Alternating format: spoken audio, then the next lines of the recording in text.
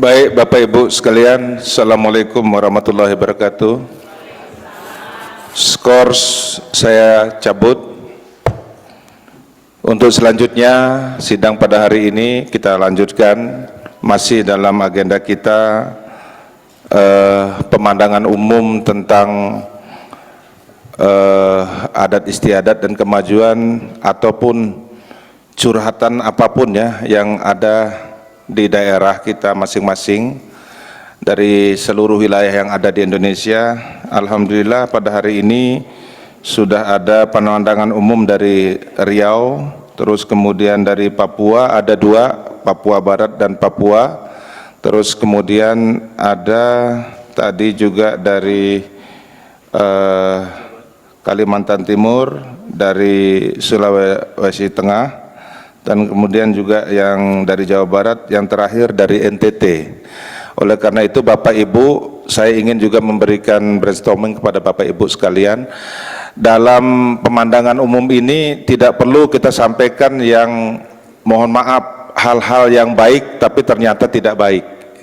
Ya, ini adalah acara kita. Di depan saya sudah ada sekjen, tolong beliau yang energik ini dikasih masukan, karena masukan itu menjadi bahan buat kita semua dalam rangka musyawarah kerja nasional ini. Hari ini apa yang menjadi pemandangan umum itu akan kita pertegas lagi dalam kelompok-kelompok besok yang akan kita bikin sebagai dua komisi, komisi internal dan komisi eksternal. Di dalam komisi itu nanti Bapak Ibu yang akan duduk di depan seperti ini. Jadi saya pada hari ini hanya memberi contoh Bapak Ibu ya, karena gubernur di tiap daerah itu cuma satu. Kalau saya yang ngambil semua, sayang yang ngasih amplopnya. Ya, maksud saya semua hal itu kita juga harus belajar untuk menjadi bisa, Bapak Ibu sekalian. Oleh karena itu hal-hal apapun yang di daerah, misalnya kepengurusan belum terbentuk, terus belum ada komunikasi dengan para tokoh adat dan sebagainya, itu disampaikan saja dalam pemandangan umum ini biar kita inventarisasi dan kita nanti akan mengeluarkan suatu keputusan dalam Mukernas ini untuk mengambil langkah-langkahnya. Dan Bapak Ibu sekalian, nanti sampai dengan jam asar barangkali kita akan sudahi setelah sudah semuanya memberikan masukan dan langsung akan ditanggapi oleh sekjen dan datuk. Pemandangan umum itu langsung akan ditanggapi hari ini dan besok kita akan teruskan pada agenda-agenda selanjutnya. Dan sebelum nanti didampingi ini, saya perkenalkan dulu sekjen kita ini yang baru, yang ganteng ini ya. Ini Dr. Ahmad Reddy SH MH MSI. Beliau ini pekerjaannya dosen dan lawyer. Jadi kalau Bapak Ibu ada permasalahan hukum boleh curhat sama beliau ya. Anda hitung tarif tidak, selama itu permasalahannya bisa dibantu. Tapi kalau mau masuk ke pengadilan ya itu ceritanya lain lagi ya.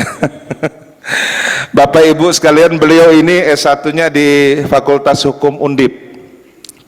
Undip itu di Jawa Tengah Bapak Ibu, Semarang. Ya, kemudian S2-nya Fakultas Hukum UI, kemudian ada SIL UI juga, kemudian S3-nya Fakultas Hukum UI juga Bapak Ibu sekalian. Kalau statusnya menikah, tadi ya ini kabar buruknya buat ibu-ibu ya. Sudah punya 3 anak dan beliau tinggalnya di Bekasi. Alamat tidak disebutkan karena mengantisipasi ya. Mengantisipasi karena ini mau dekat Lebaran Bapak Ibu. Kalau saya kasih tahu alamatnya saya nggak kebagian, jadi saya rahasiakan aja. Saya kasih tahu alamatnya Bekasi aja begitu.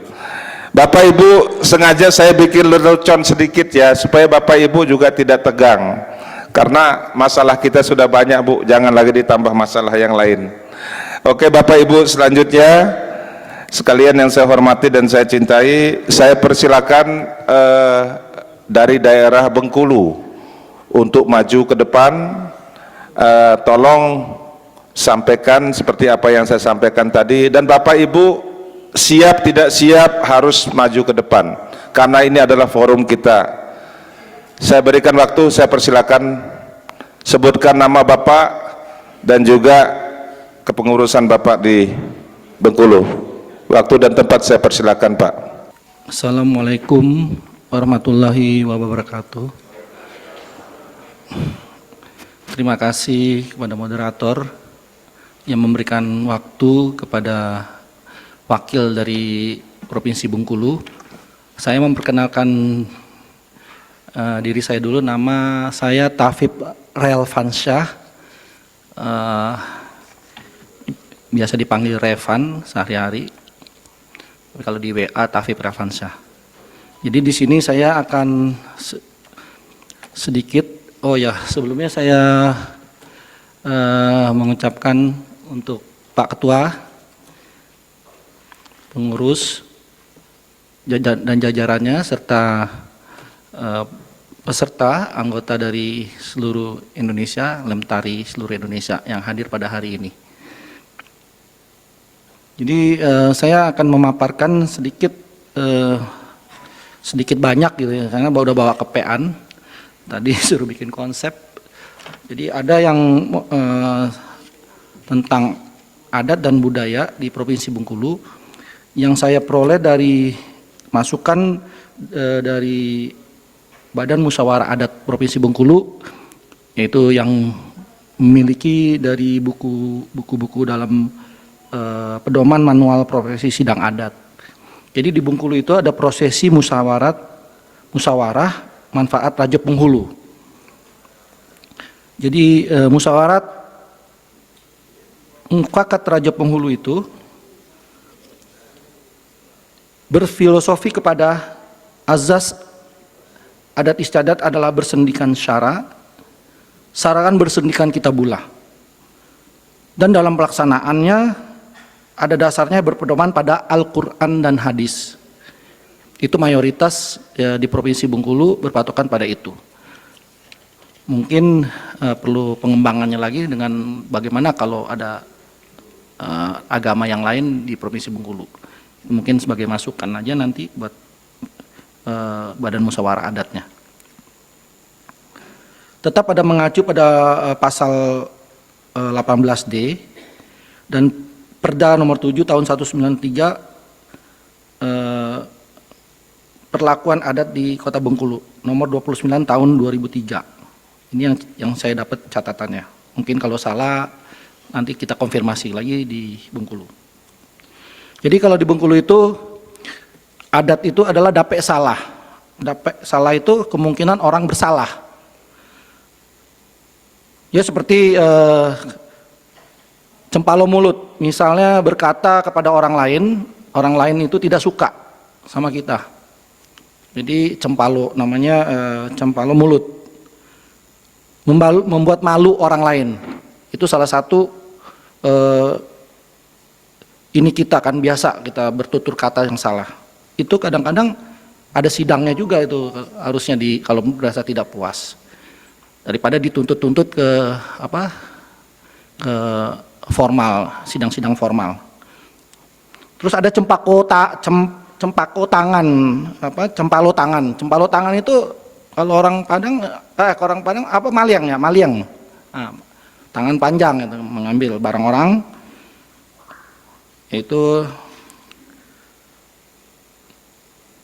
merusak ya, merusak apa saja, barang orang atau segala macam. Cempalo mato, mungkin mata.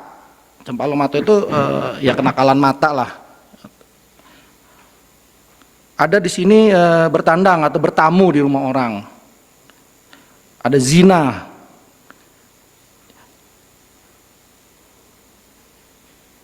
Ada yang ngatur juga malah kepemilikan tanah. Dan lain-lain. Tata cara itu ada di buku. Jadi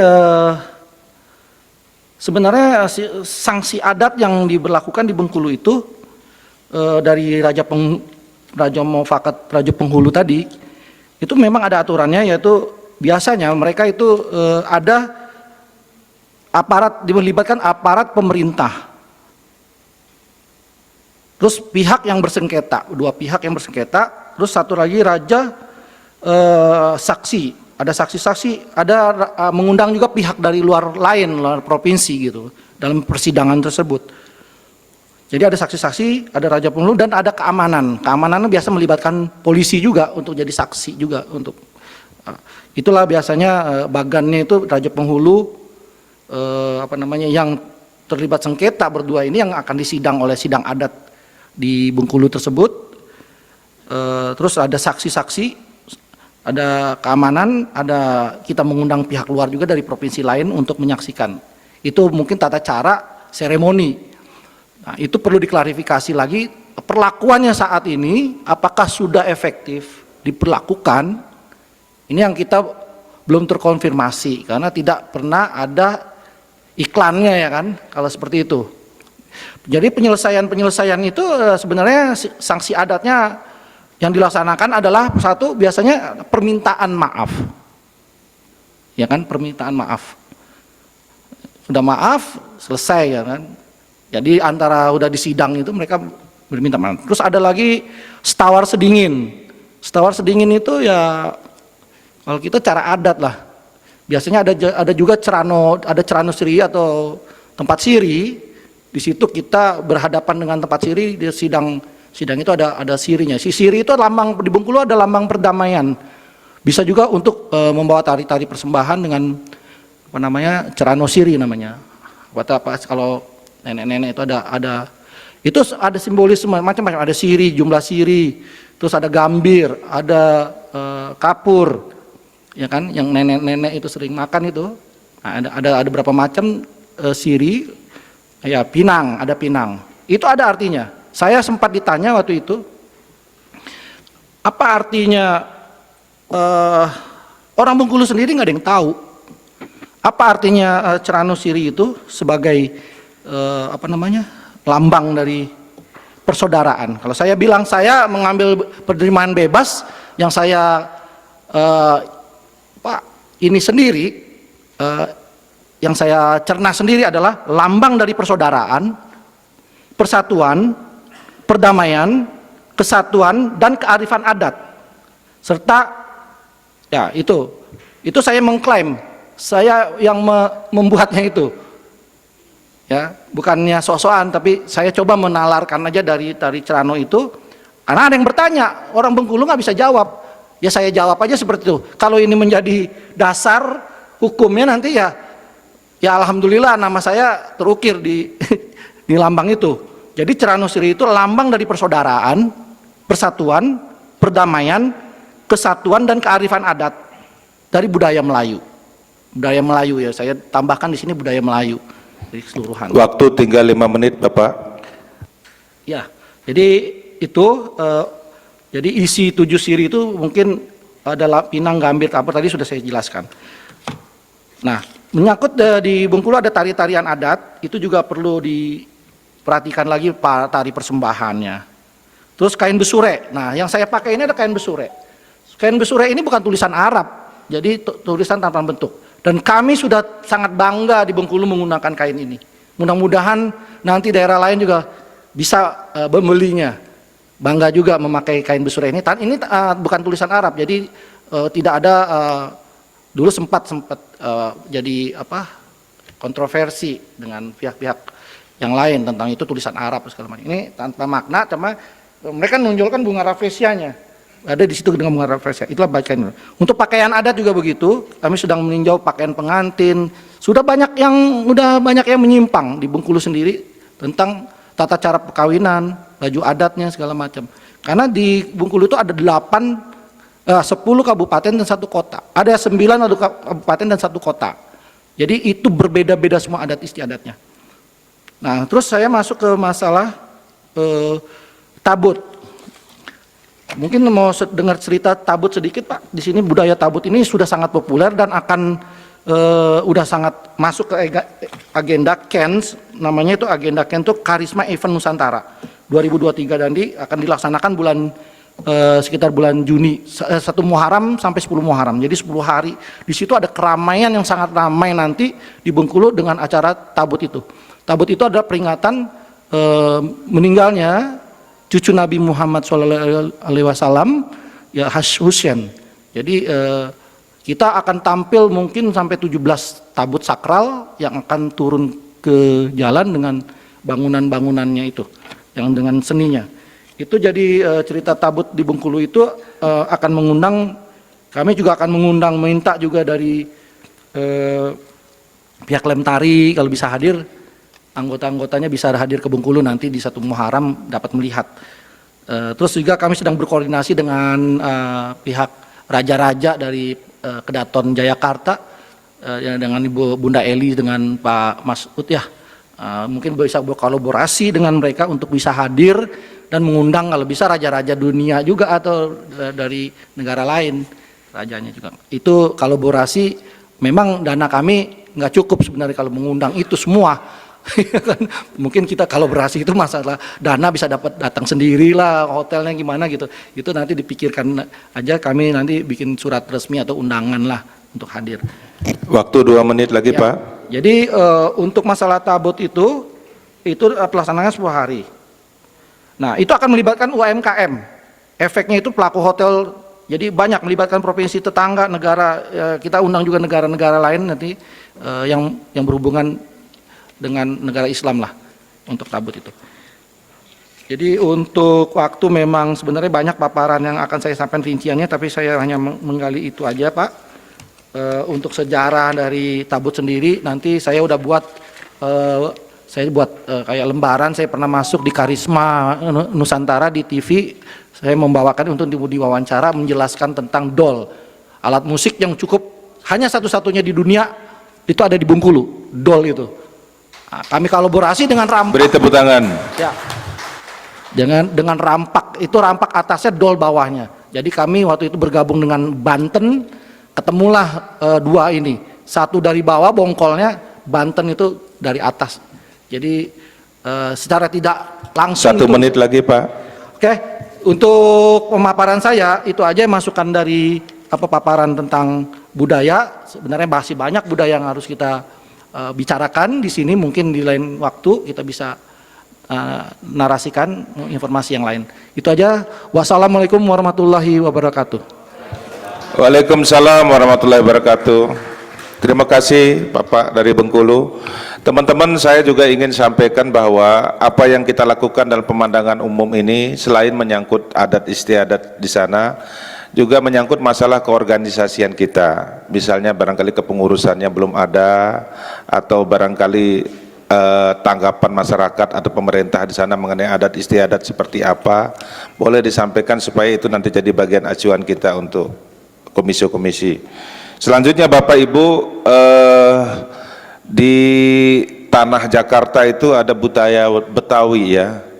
Dan juga konon katanya bahwa Bekasi, sebagian Bogor, Depok dan sebagian itu juga adalah bagian daripada wilayah kekuasaan Betawi saat itu. Nah, oleh karena itu kemarin ada diusulkan juga cukup unik ya, bahwa di Betawi itu ada 2 kepengurusan, bukan dualisme ya. Nanti di situ ada namanya Betawi Raya dan juga ada pengurus DKI.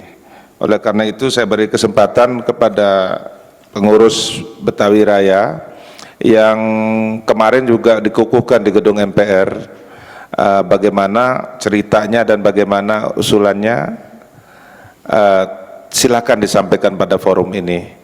Saya beri waktu, kami persilakan kepada Bapak. Nanti kalau mau didampingi juga oleh temannya boleh ganti-gantian ya. Yang penting mic-nya jangan diperebutkan. Silakan.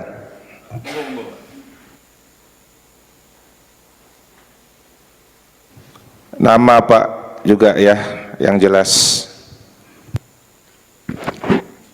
Assalamualaikum warahmatullahi wabarakatuh. Terima kasih Bapak pembawa acara setelah memberikan kesempatan kepada kami dari Betawi Raya. Saya cepat-cepat tadi jalan biar cepat buka puasanya. Ternyata waktunya tetap aja nggak bisa dimajuin itu. Bapak Ibu, perkenalkan saya Bahtiar Jaman dari Betawi Raya. Saya tinggal di Jakarta. Betawi Raya ketua umumnya itu Bapak Haji Damin Sada di Bekasi. Saya tinggal di Jakarta, Cengkareng, Jakarta Barat. Gitu. Ini alasan terkuat kita ada di Lemtari ini, Bapak Ibu. Alasan terkuatnya adalah bahwa kita memandang Lemtari ini bisa menyatukan kita dari Betawi dengan teman-teman saudara-saudara di suku lain, kita bisa bersatu. Itu alasan terkuat kami gabung di Lemtari. Terus kemudian alasan yang lainnya bahwa di Lemtari ini Betawi ini bisa memajukan, bisa kembali menegakkan hukum-hukum adatnya yang selama ini memang tidak pernah ditegakkan. Di Betawi itu benar-benar Pak Ibu, di Betawi itu hukum adat itu sulit ditegakkan. Kalau di daerah lain saya rasa lebih mudah dari Betawi karena memang sudah terbentuk, berakarnya memang sudah sangat kuat. Tapi kalau di Betawi memang agak-agak sulit gitu. Jadi kemarin ini barusan Bapak pembawa acara mengatakan bahwa ada dua Betawi DKI dan Betawi Raya. Sebenarnya gini Pak, sebenarnya yang kami mau ini seperti ini. Di Betawi itu organisasi itu udah terlalu banyak Pak, udah terlalu banyak. Kalau kita bentuk Betawi DKI, maka akan dibentuk lagi Betawi Bogor, Betawi Tangerang, dan Betawi yang lainnya. Kita nggak butuh organisasi Pak, kita butuh tokoh yang bisa menyatukan Betawi. Kalau kita bentuk seperti itu, maka kita akan terkotak-kotak lagi, pecah lagi Betawi gitu. Maka saya sarankan, saya bicara sama teman saya bilang, bentuk dulu Betawi DKI. Saya bilang, lu orang Betawi bego, saya bilang. Maaf Pak, orang Betawi ngomong gitu. Itu ngomong saya sama teman saya, bukan sama Bapak itu. Kalau dibuat seperti itu, kita dikotakan lagi. Kenapa nggak buat Betawi Raya? Betawi Raya artinya bukan mengotakkan nanti ada DKI, bukan. Tetap di pengurusan nanti Pak, maksudnya tetap ada di pengurusan Betawi DKI, Tangerang, Tangerang Selatan, Bogor, Cikarang, Rawang, tetap ada. Tapi kita dalam satu payung Betawi Raya, gitu. Dalam satu komando Betawi Raya. Karena kita nggak mau kembali di kotak-kotakan. Kalau soal organisasi, Betawi banyak Pak, jangan khawatir, banyak. Tapi susah buat nyatuinnya. Ini yang kita mau, kita di Betawi Raya kita bersatu, ada di dalam Lemtari. Kita Betawi kembali menegakkan hukum adat, kembali mengembangkan budaya. Di Betawi ada lagi Bapak Ibu, bahwa 90%, saya bisa katakan 90% organisasi Betawi itu mereka ada di giat kebudayaan. Menurut pandangan saya, ini menurut pandangan saya Pak, pandangan saya itu bisa salah, bisa juga tidak benar. Budaya itu lahir dari kebiasaan-kebiasaan seperti adat istiadat. Adat istiadat itu lahir dari kebiasaan-kebiasaan yang dijalankan terus-menerus sehingga jadi kebiasaan yang tidak bisa ditinggalkan. Begitu juga dengan budaya. Budaya itu satu kebiasaan yang terus dikerjakan sehingga menjadi kebiasaan dan jadi tradisi. Menurut pandangan saya, budaya itu lahir dari adat istiadat. Budaya itu lahir dari adat istiadat. Jadi nggak bisa dipisahkan. Ini kebudayaan, ini adat istiadat. Adat istiadat budaya akan menjadi lebih kuat kalau dipayungin oleh adat istiadat. Begitu saya mengenal Lemtari, saya ada di lingkungan budaya Pak. Ada lingkungan budaya. Saya Sekjen Asosiasi Pencaksilat Tradisi Betawi Indonesia. Saya melihat di Lemtari ini budaya justru akan menjadi kuat, gitu, akan menjadi kuat, tapi tidak bisa dipisahkan. Kalau bicara Betawi, maka kita pun harus memperhatikan bahwa Betawi itu tidak lepas dari budaya. Kalau di luar Betawi, mungkin di Melayu saya rasa adat istiadat itu lebih bagus, lebih kuat daripada budayanya. Tapi kalau di budaya, saya rasa budayanya di Betawi budayanya lebih kuat dibanding daripada adat istiadatnya. Makanya di Lemtari ini kami berharap dari Betawi Raya adat istiadatnya bisa ditegakkan kembali, tidak melupakan budayanya. Karena kita merasa Pak, anak-anak kita sekarang terjaga ini karena sampai sekarang mereka masih kenal palang pintu. Karena mereka masih bilang masih bawain main pukulan Betawi.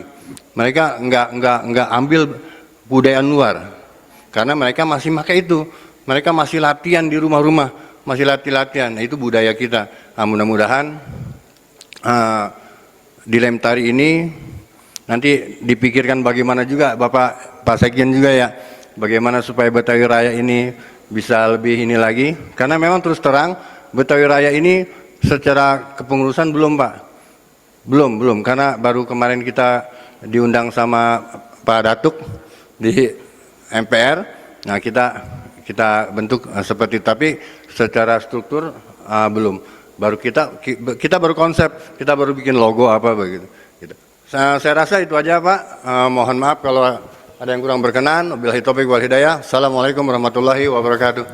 Iya, beri tepuk tangan. WKT juga AP ya. Bagus.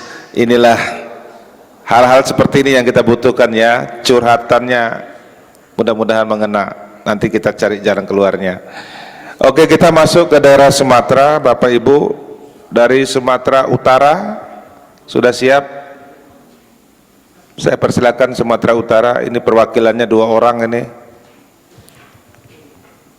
Silakan Pak, sebutkan nama, alamatnya jangan Pak, nanti takut ada yang cari. Silakan.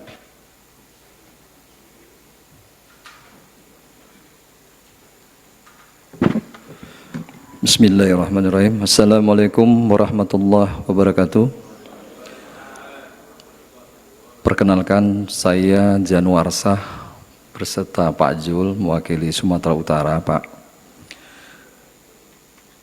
Pertama sekali, marilah kita bersyukur kehadirat Allah Subhanahu wa taala, Tuhan yang Maha Esa yang memberikan kita kesempatan hidup, iman, takwa, serta kesehatan sehingga kita masih bisa berkumpul.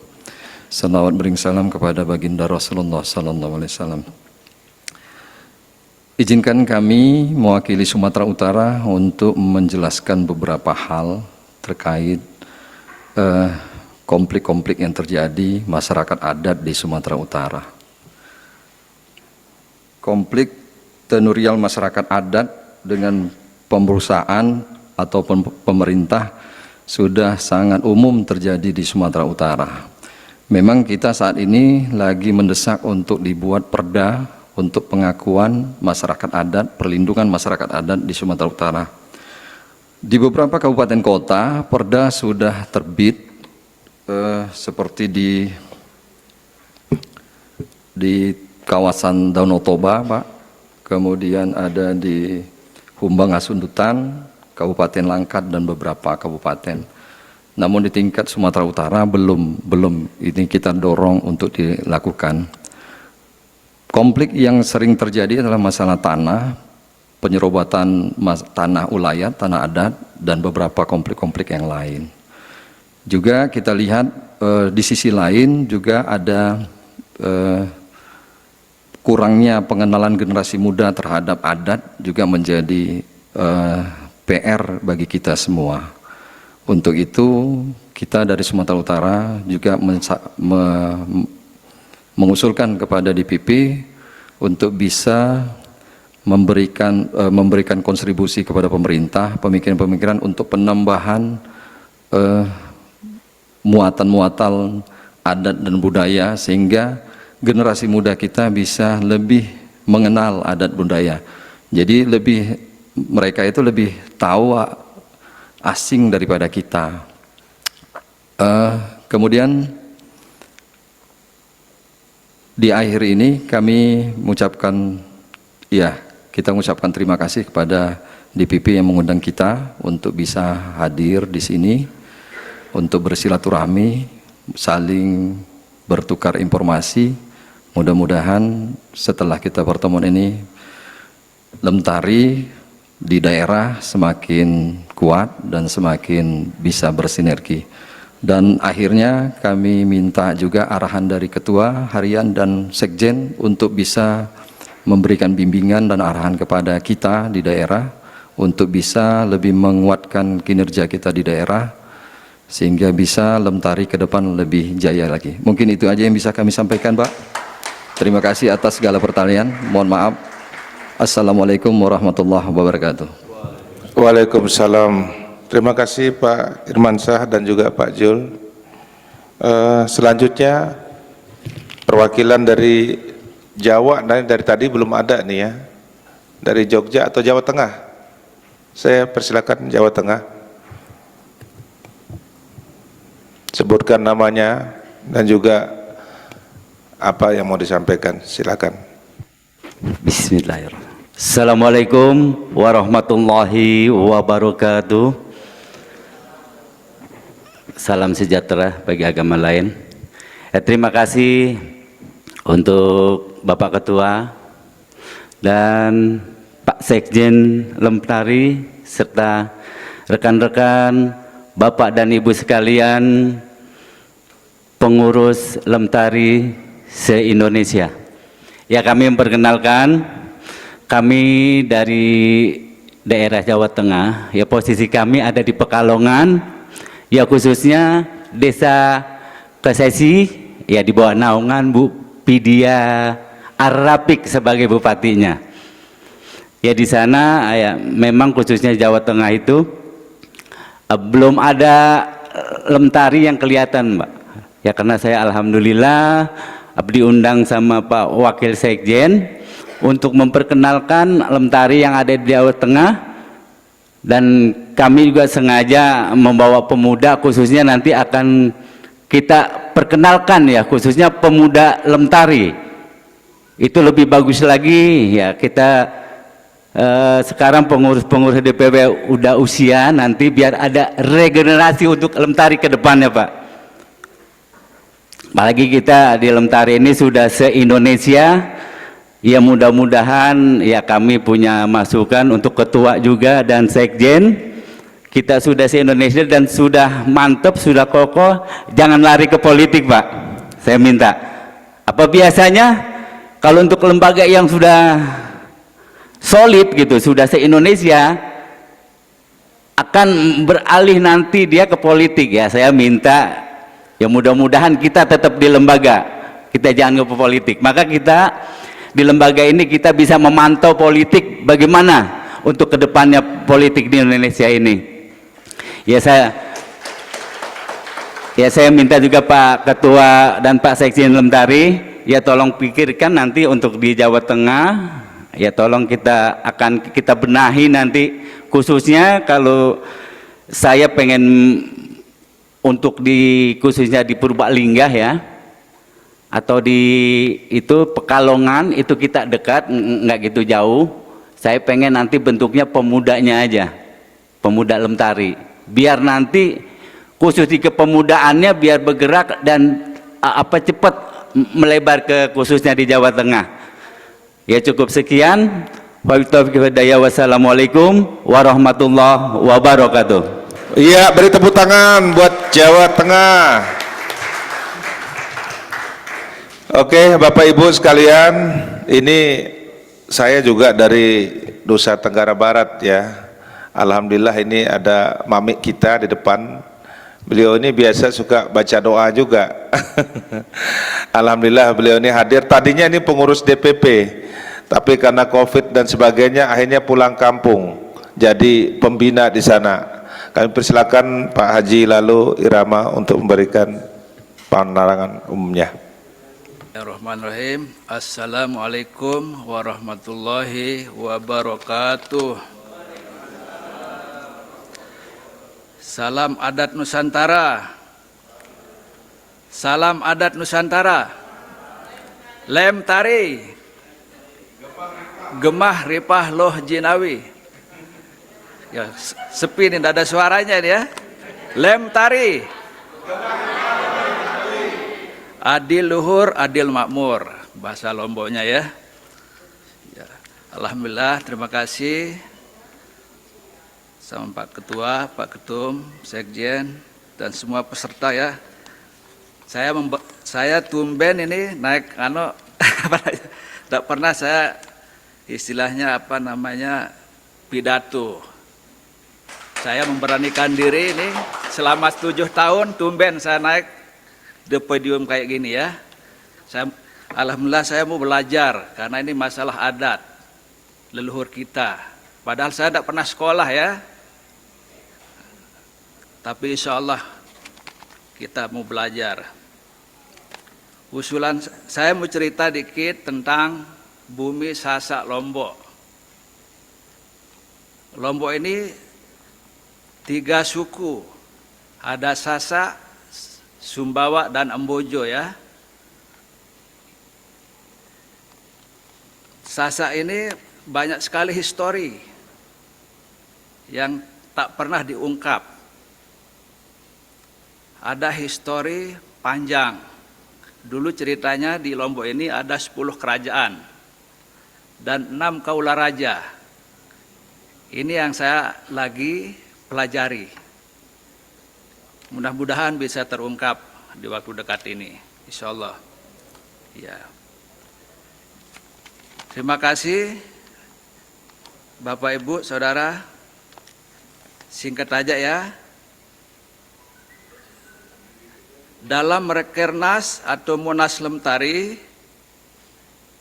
belum ada mandat untuk mendesak Presiden dan DPR RI untuk segera mengesahkan RUU Masyarakat Adat yang sesuai dengan aspirasi masyarakat adat di setiap daerah masing-masing sesuai amanah dan pesan-pesan leluhur kita.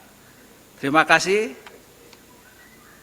Kurang lebihnya mohon maaf. Assalamualaikum warahmatullahi wabarakatuh. Beri tepuk tangan. Waduh, luar biasa saudara kita Pak Lalu Irama. Ini pengurus yang lama juga ini, dari tahun 2016 sudah aktif juga. Selanjutnya Bapak Ibu sekalian yang saya hormati, kita sudah ke NTB, ini dari Indonesia Timur, Sulawesi Tengah, Bapak Haji Corona, saya persilakan. Ini bukan yang COVID kemarin, bukan Pak, ini namanya kebetulan Corona. Silakan Pak. Assalamualaikum warahmatullahi wabarakatuh.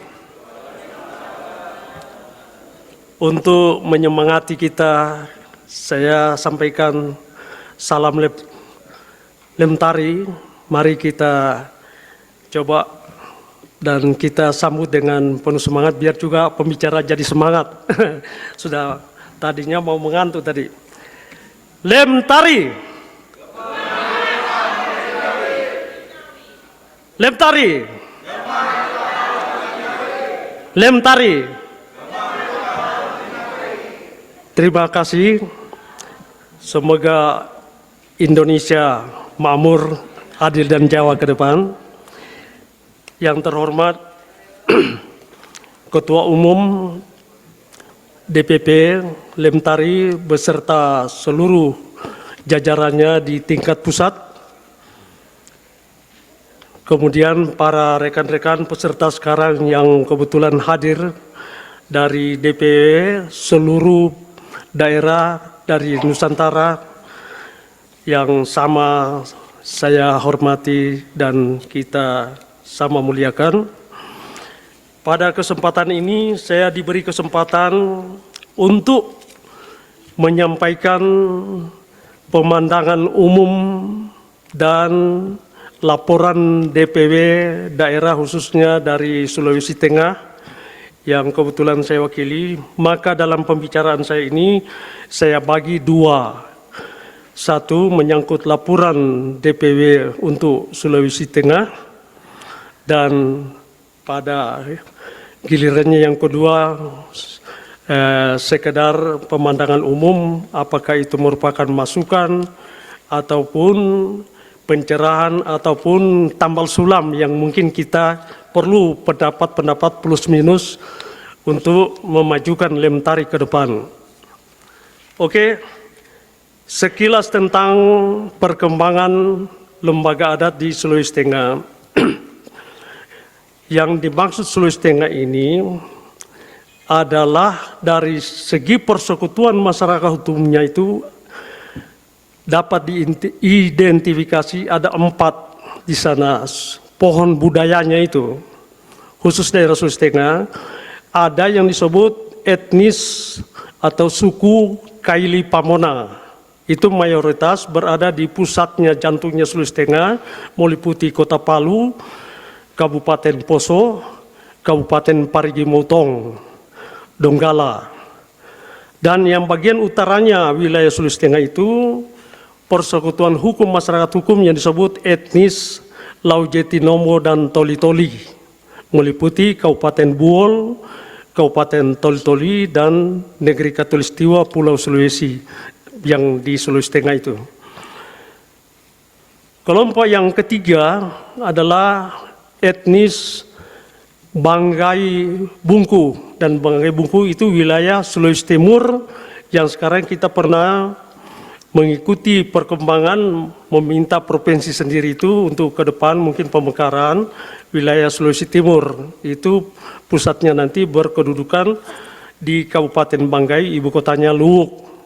Sudah di dalam register pemerintah, menunggu saatnya saja.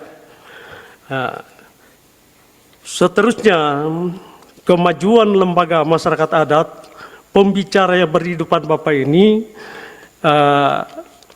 saya merupakan salah satu dari koordinator pusat masyarakat adat di daerah Sulawesi Tengah yang meliputi 3 persekutuan hukum adat tadi itu. Saya, asal-usul saya masuk di kelompok etnik yang Negeri Khatulistiwa. Kalau top leader daripada pemangku adatnya disebut Datu Sultan Olongian. Kalau di persekutuan masyarakat hukum adat Kaili disebut Baligau atau Baligawan. Dan wilayah timur Sulawesi Tengah disebut Tomundo. Saya mendapat kehormatan bergabung dengan Bapak di forum ini dan diberi kesempatan untuk berdiri sini. Minta maaf, Lemtari khususnya DPW Sulawesi Tengah sebagai bayangan itu belum dilantik. Saya mengharapkan sekali kalau teman saya itu pengurus yang saya sudah kondisikan sana, mungkin juga akan dimandatkan oleh sebentar, saya akan seriusi lagi sepulang dari sini, supaya dikukuhkan. Saya sangat mengharap di pertemuan ini dikukuhkan di sini, di depan kita, suasana apalagi kita berada di Villa Pancasila Mahkamah Konstitusi. Suatu kebanggaan kita untuk wilayah daerah di daerah luar pusat. Apa boleh buat, pengurus inti KSB-nya tidak datang, cuman saya sendiri kebetulan pelaksanaan sejak di gedung 5, Nusantara 5 MPRI, saya sudah ada di sini, tersambung ini saya bisa hadir di kesempatan ini. Oleh karena itu ke depan, khusus dengan cerita ini mengharap kepada pimpinan pusat, mungkin secara formalnya saya dibekali lagi mandat Pak, diberi untuk membentuk di daerah tadi, terutama kelompok etis yang pohon budaya yang 3 persekutuan masyarakat hukum itu. Jadi kenapa saya munculkan persekutuan masyarakat hukum? Sesungguhnya suku itu adalah bercak wilayah yang mempunyai kesamaan yang disebut persekutuan masyarakat hukum. Itulah suku. Top leader dari kepemimpinan suku atau pemimpin kaum itu, kalau di luar Sulawesi, kalau khusus misalnya di Jawa, itu orang tidak sadari. Top leader pemimpin suku di Jawa itu namanya Bupati. Persekutuan masyarakat hukum itu Kopatihan. Maka Bu itu ibu negeri kepersekutuan itu dipimpin oleh seorang ibu pemangku adat disebut Bupati. Sudah menjadi bahasa Indonesia sekarang. Orang tidak sadar itu bahasa adat itu Pak. Itu milik adat Jawa. top leader. Jadi karena ini tidak dipahami, saya mengharapkan ke depan ini lembaga adat itu kalau boleh dihidupkan ulang dalam rangka pelestarian lembaga adat, gelar-gelar adat menurut tata pemerintahan adat tradisional itu. Di Sunda, sekarang kadang-kadang, maaf ini bukan menyinggung ya, kita bicara ilmu atau generalis untuk pengetahuan bersama. Penglisir itu seimbang dengan komandan korem atau tentara, panglima, dia bukan top leader. Nah, jadi yang memakai gelar itu minta maaf, itu bukan top leadernya suku Sunda, bukan. Suku Sunda Paku Buwana, Pakuan Buwana itu. Kalau di Jawa itu ada Paku Alaman, kemudian Hamengkubuwono. Saya di Sulawesi, Datu Sultan Olongian, itu semuanya pengayom masyarakat. Kalau secara harafiah, istilah adat itu, kalau di Jawa Paku Buwana itu atau Hamengkubuwono, artinya hal-hal masalah seisi buana, seisi negeri itu harus ditaruh di pangku di depan. Nah, dari bahasa itu, bahasa daerah setempat, lawannya itu olongian. Olongian itu ditaruh di pundak. Semua persoalan isi negeri itu menjadi beban pundak kamu. Mampu kamu dibebani itu, itulah pemangku adat yang disebut pini sepuh. Sesepuh itu adalah kaum kerabatnya, kabinet-kabinetnya di bawah.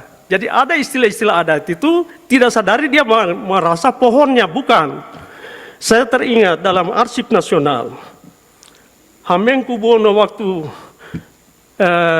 penyerahan kedaulatan terakhir tahun 49, yang diakui oleh penjajah Belanda itu, bahwa Republik itu hanya daerah istimewa Jogja. Di luar itu belum diakui kita merdeka.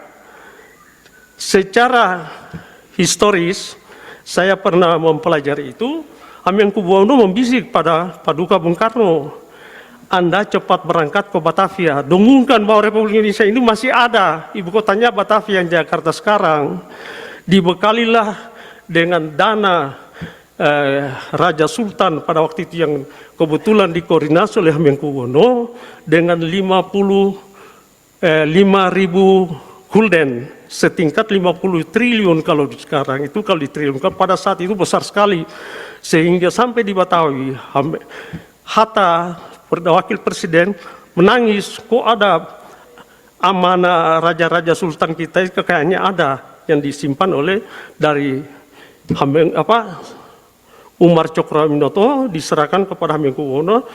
Soekarno menyimpan di Zurich Bank, bank satu-satunya di dunia pada saat itu belum ada World Bank, namanya Zurich Bank itu Jerman. Jadi pernah kekayaan Nusantara ini tersimpan di bank itu, tapi karena kita kalah perang diangkut oleh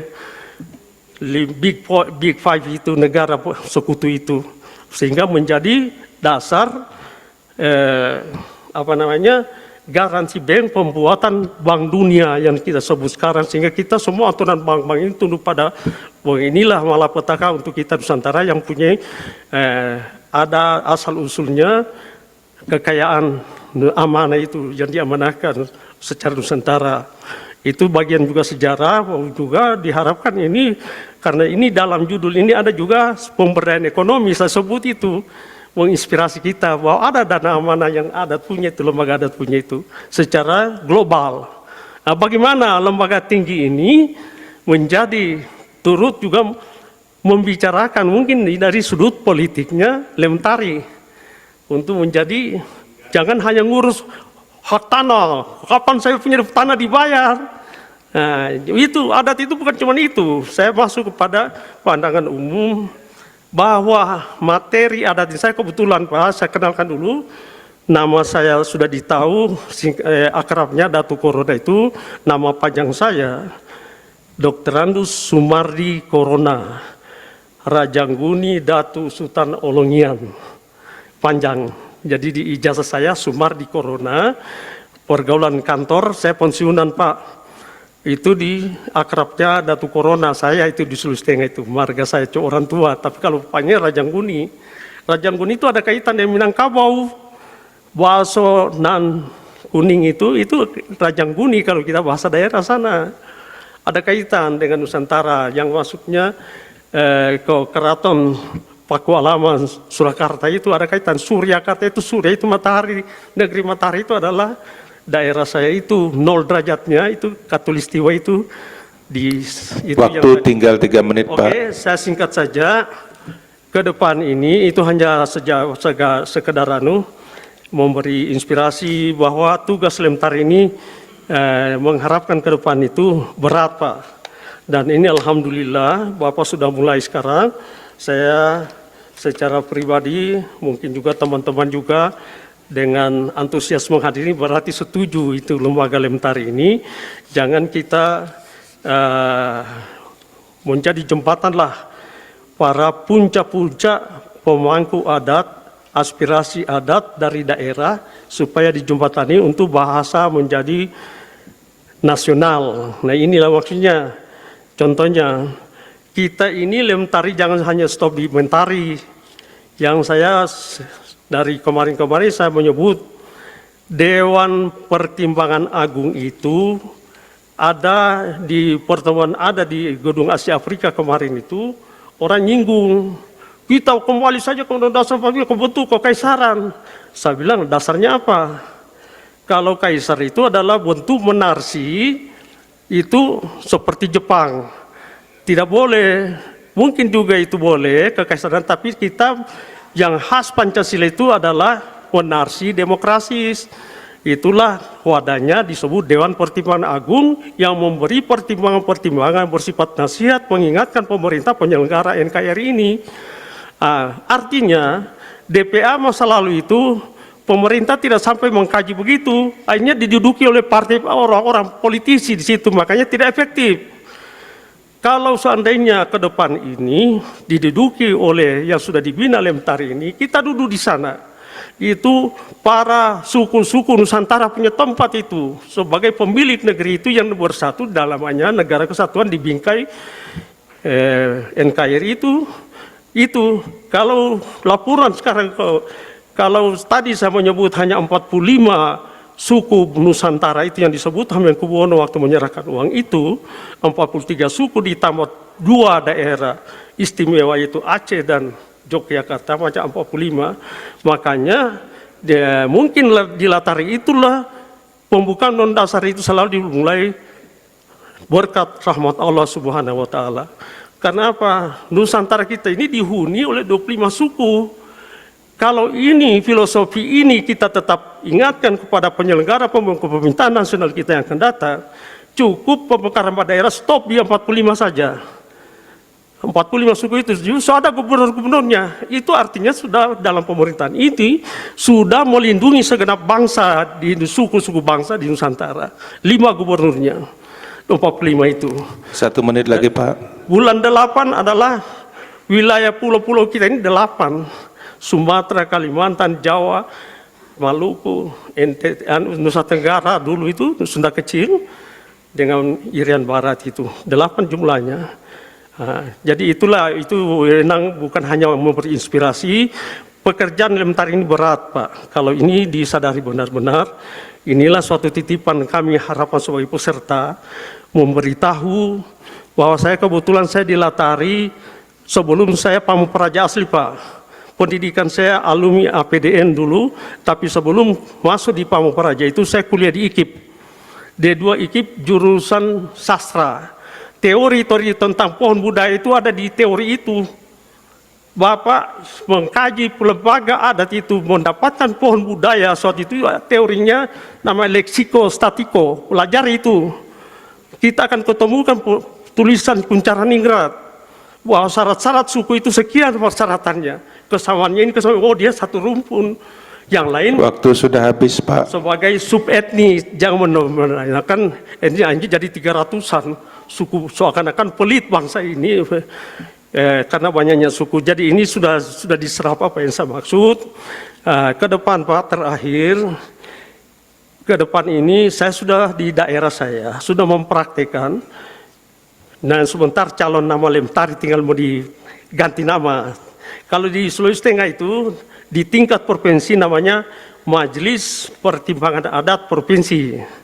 Di daerah, kabupaten, dan kota itu Dewan Adat. Nah, ini sudah dilaporkan ke Pemda sehingga ada perdanya. Dengan perda itulah pemerintah mengeluarkan, memayungi pekerjaan para tokoh-tokoh adat itu ada anggarannya. Walaupun cuma sedikit menurut kemampuan daerah. Di situ dasarnya. Jadi kalau kita secara nasional, undang-undangnya yang disebut tadi teman tadi, undang-undang masyarakat adat, mungkin saya pandangan susah itu menemut undang-undang produk undang-undang namanya masyarakat adat yang bisa perlindungan masyarakat adat, undang-undang tentang perlindungan masyarakat adat di Nusantara. Kalau bilang perlindungan adat itu definisinya tidak kita keterbatasan waktu, dengan saya kira ini sudah diserap apa yang saya intinya kita simpulkan sendiri-sendiri. Terima kasih dengan kesempatan ini. Assalamualaikum warahmatullahi wabarakatuh. Iya, beri tepuk tangan buat Datuk Corona, luar biasa. Bapak Ibu sekalian dari Provinsi Maluku, apakah ada yang mewakili dari Maluku? Ayo silakan Adinda, anak muda. Waktu dan tempat kami persilakan, namanya disebutkan dan apakah curahan hatinya menjelang buka puasa ini. Silakan.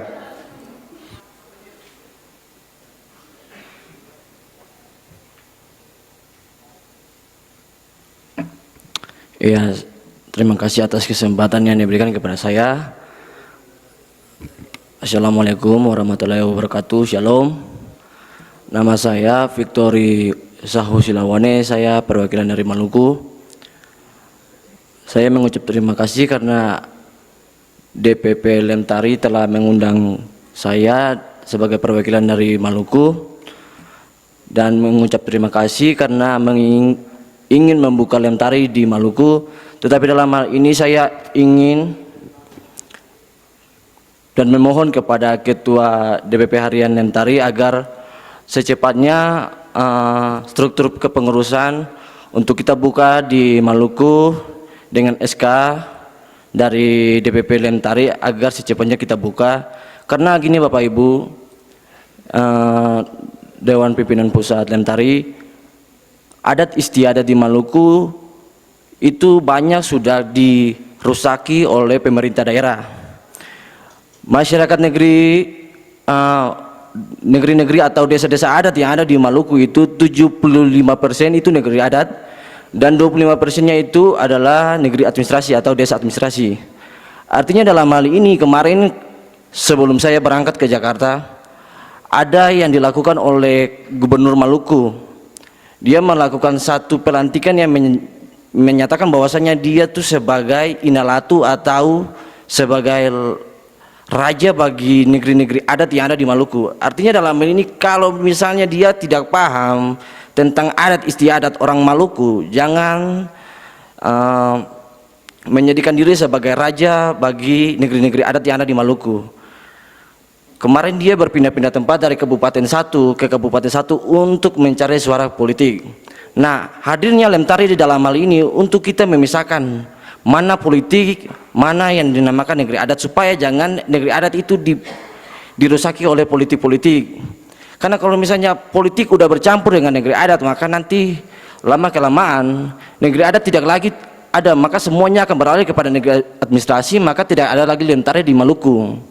Nah, oleh sebab itu kami mengharapkan penuh kepada DPP Lemtari untuk secepatnya SK pembentukan DPW, DPD sama DPC itu dipercepat. Kalau bisa sebelum acara 4 hari ini selesai, SK-nya sudah ada, supaya kami sangat mempercepat, kami punya tindakan untuk membentukan pengurus-pengurus di Maluku nantinya. Mungkin itu saja harapan saya, dan terima kasih atas kesempatannya. Shalom, selamat sore. Terima kasih. Memang kalau anak muda itu semangatnya luar biasa ya, ringkas, tegas, dan cepat. Oke Bapak Ibu sekalian, ini sudah ada di tengah-tengah kita saudara kita dari Bangka Belitung dengan pakaian khasnya. Kalau saya duduk di depan sini, saya lihat itu sudah langsung tahu bahwa ada saudara kita dari Bangka Belitung. Kita persilakan beliau baru hadir hari ini ya. Kemungkinan barangkali beliau lagi belanja oleh-oleh buat kita semua. Makanya beliau terlambat 1 hari.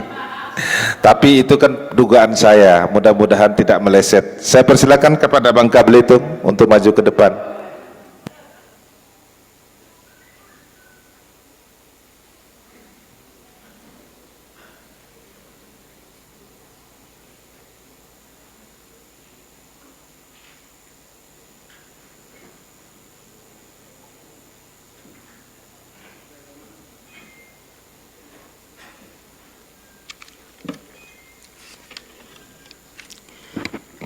Bismillahirrahmanirrahim.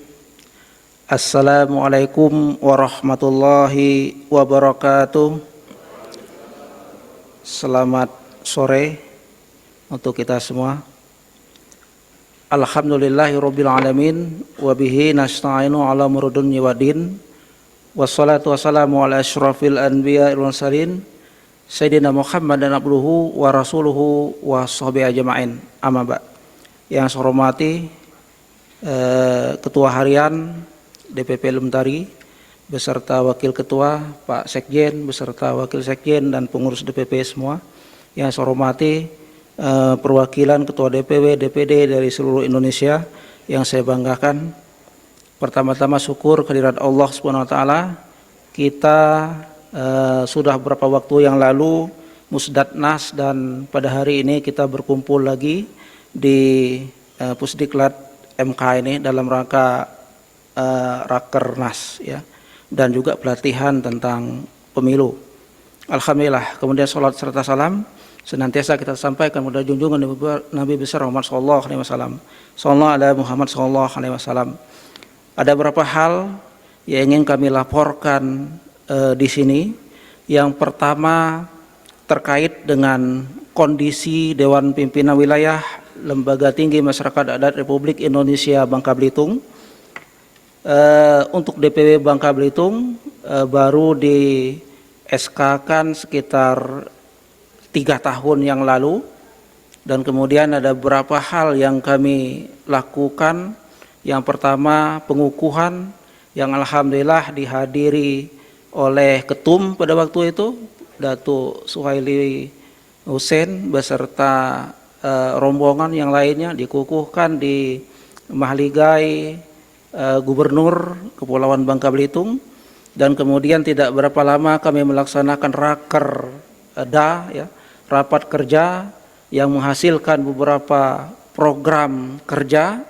Dan kemudian tidak lama kemudian kami melaksanakan workshop tentang pelaksanaan hukum adat di Bangka Belitung, yang kemudian membuat gempar Bangka Belitung pada waktu itu. Karena kami mengundang pembicara dari Fakultas Hukum Universitas Bangka Belitung yang pada waktu itu mengatakan bahwa Bangka Belitung tidak beradat gitu.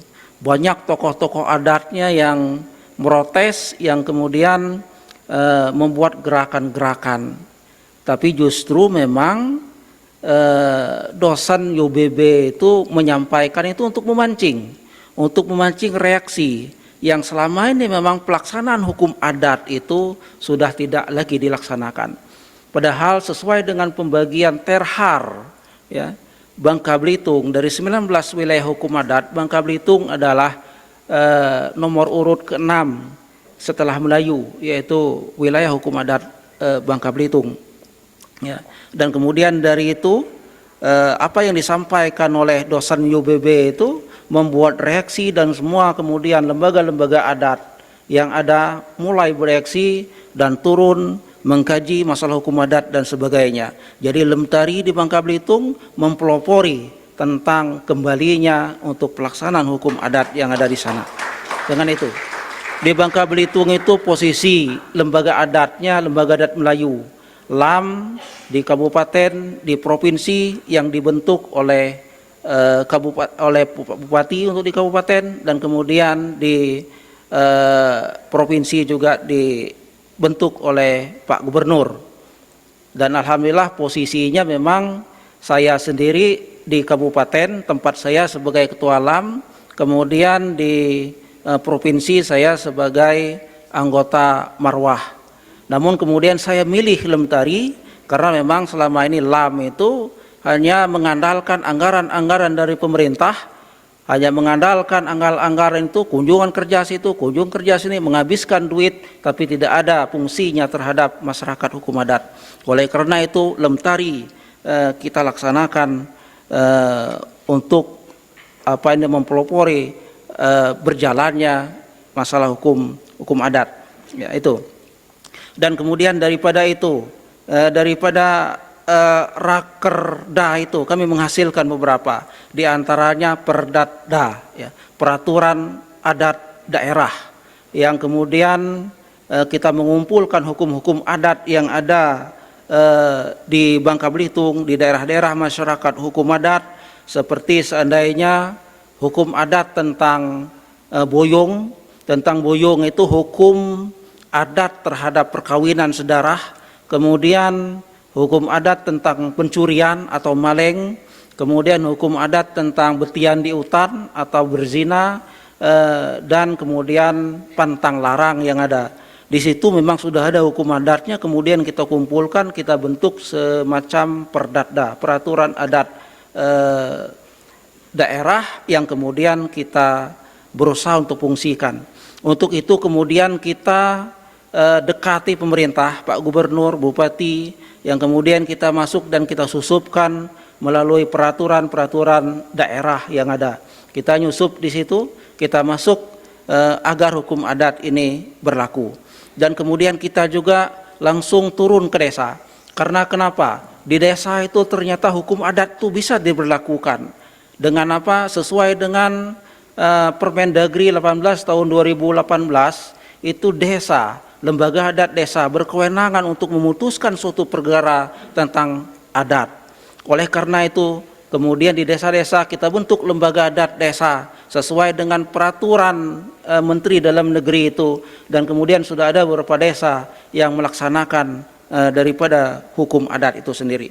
Dan kemudian ada beberapa daerah seperti di Kota Pangkal Pinang, di Bangka Barat, di tempat lainnya, kita juga mendekati aparat penegak hukum, APH.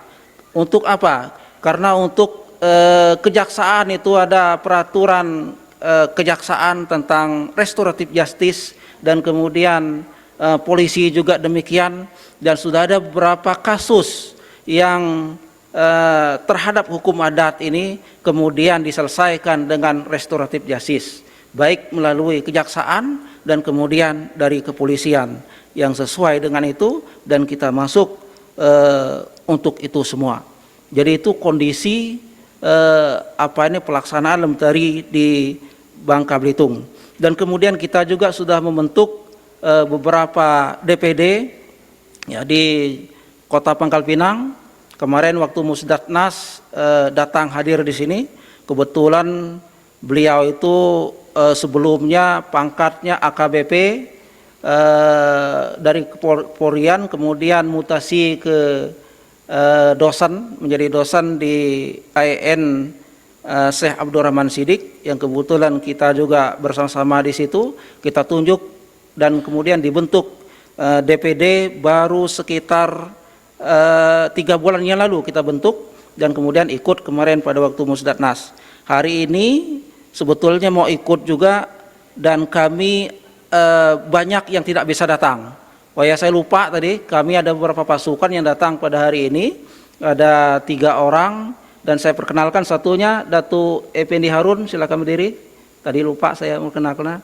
Beliau ini penasehat Lemtari, dan kemudian dari satu lagi mungkin masih di kamar. Dan soyokyanya kita ada 2 orang lagi yang mau berangkat, cuman tidak dapat tiket. Ya, kita sudah booking dan kemudian full. Jadi tiket untuk ke Jakarta dari Bangka Belitung banyak yang full. Jadi tidak bisa datang, termasuk yang kemarin mau datang itu. Dan kemudian di Bangka Barat juga sudah kita bentuk DPD-nya dan sudah kita lantik, alhamdulillah, dan di tempat lain juga ada beberapa untuk ini. Jadi itu kondisi Lemtari di Provinsi Bangka Belitung. Dan kemudian kita sudah beberapa menghasilkan peraturan daerah ya, dan perwakot di Pangkal Pinang yang mengakomodir daripada Perdada kita. Yang kemudian di Pangkal Pinang dibentuk masalah hukum adat ini, ada polisi adatnya, dan kemudian juga di Bangka Barat dan di lainnya untuk melaksanakan ini. Namun ada beberapa hal kelemahan atau kekurangan kendala terhadap Lemtari ini. Kita karena lembaga kita ini belum didukung sepenuhnya oleh pemerintah, sehingga kemudian pendanaannya juga yang kita agak sulit, itu kan. Seperti kita berangkat ke sini, berangkat untuk kegiatan-kegiatan, juga untuk sosialisasi itu betul-betul Lemtari mandiri, gitu kan, dari biaya sendiri itu. Oleh karena itu di Musdatnas kemarin kita berharap bahwa Lemtari ini menjadi lembaga yang dibiayai oleh negara, yang kemudian nanti di DPW juga akan mendapat kucuran itu, dan insya Allah kita akan lebih kuat lagi, akan lebih ini lagi untuk kedepannya. Demikian, dan kemudian ada beberapa hal yang ingin kami sarankan kepada DPP. Yang pertama, kita jangan hanya tergantung yang akan kita dorong dan akan kita publiskan masalah adat atau hukum adat, pelaksanaan hukum adat. Karena di dalam hal kesatuan masyarakat hukum adat itu ada beberapa hal yang satu kesatuan. Ada hukum adat, itu juga ada tanah adatnya, atau ada hak ulayatnya di situ. Karena ada hak ulayat itu, kemudian di situ ada peranata hukum adatnya, ada perangkat-perangkat adatnya, dan kemudian di situ ada aturan-aturan masalah adatnya itu. Jadi untuk itu seperangkat itu harus kita juga kampanyekan, harus kita juga sosialisasikan, dan harus kita perbuat, gitu kan, untuk melakukan ini terhadap hak-hak ulayat. Hak-hak ulayat ini atau tanah adat ini di semua daerah termasuk Bangka Belitung sudah diserobot oleh para pengusaha-pengusaha asing, para pengusaha-pengusaha lokal yang kemudian tidak memperdulikan masyarakat hukum adat ini. Oleh karena itu, di samping kita kuatkan untuk hukum adat ini, untuk pelaksanaan adat ini, kita juga harus mengkampanyekan dan harus berbuat terhadap hak ulayat ini, karena ini satu perangkat, satu kesatuan dengan pelaksanaan hukum adat yang harus kita perjuangkan. Kalau masalah perangkat hukum adatnya silakan sesuai dengan di daerah masing-masing. Itu saran dan harapan kita kepada DPP yang pertama. Kemudian yang kedua, DPP juga harus sering dan banyak turun ke daerah-daerah. Ada beberapa hal yang harus diturunin DPP itu ke daerah. Yang pertama untuk melaksanakan sosialisasi dan kegiatan-kegiatan, dan kemudian juga untuk melaksanakan di program penelitian mungkin itu supaya nanti DPP ini kaya dengan masalah hukum-hukum adat dan sebagainya, masalah ulayat dan sebagainya, dan kemudian bisa turun langsung bekerja sama dengan DPW. Karena DPW sebagaimana tadi yang kita sampaikan kekurangan dana, dan mudah-mudahan dengan turunnya DPP ke bawah itu akan lebih mensupport kita, membuat kita lebih kuat. Dan juga terhadap pelaksanaan hukum adat ini yang ketiga, kita harapkan ke DPP juga untuk membuat surat, sepucuk surat, bahwa tujuannya bisa ke kepala-kepala daerah atau ke DPW yang ditembuskan ke kepala daerah, atau ke kepala daerah ditembuskan kepada DPW untuk mengikut sertakan Lemtari ini untuk pelaksanaan hukum-hukum adat sesuai dengan Permendagri 52 kalau nggak salah itu terkait dengan pelaksanaan hukum adat di daerah. Dan kemudian juga untuk melaksanakan ini semua. Jadi DPW juga harus membuat surat supaya itu untuk kekuatan kita di wilayah. Kita wilayah merujuk surat DPP seandainya kan, untuk melibatkan ini, dan kemudian kita surati kepala-kepala daerah, gitu kan. Itu yang harapan kita kepada DPP ke depannya, ya itu. Kemudian untuk supaya lebih kuat lembaga tinggi masyarakat adat Republik Indonesia ini, tidak hanya di legislatif yang memang pembina kita adalah Ketua MPR, dan kemudian Pak Jimli, dan kemudian salah satunya adalah ketumnya dari MK ini, tapi tetap kita untuk berupaya melobi ke Pak Presiden, ke menteri-menteri terkait supaya memang Lemtari ini dijadikan yang dibiayai oleh negara. Jangan kita hanya teori-teori tapi tidak dilaksanakan. Itu harapan kami DPW kepada DPP. Jadi semoga ini semakin cepat gitu terwujud untuk ini semua, dan harus ada gerakan-gerakan yang dinikan terhadap peraturan perundangan yang kita perjuangkan juga. Jangan setelah ini kemudian kita hanya berpangku tangan untuk menunggu dan sebagainya. Memang kita sebagai lembaga adat memang harus berupaya kuat untuk melaksanakan ini sebagai lembaga adat yang kemarin Pak Ketua Harian menyampaikan di pembukaan adalah lembaga adat yang satu-satunya di Republik ini. Oleh karena itu kita jadikanlah lembaga tinggi masyarakat adat ini yang betul-betul satu-satunya dan kemudian dibiayai oleh negara. Mungkin itu dari Bangka Belitung. Apabila ada kesalahan kami mohon maaf. Tak ada gating yang tak retak, retaknya itu bagaikan ukiran. Tak ada kata-kata kami yang tidak salah, salahnya itu mohon dimaafkan. Dan kemudian juga kami mohon maaf tadi agak terlambat persoalannya karena kemarin full booking untuk tiket dan kemarin baru hari ini dapatnya.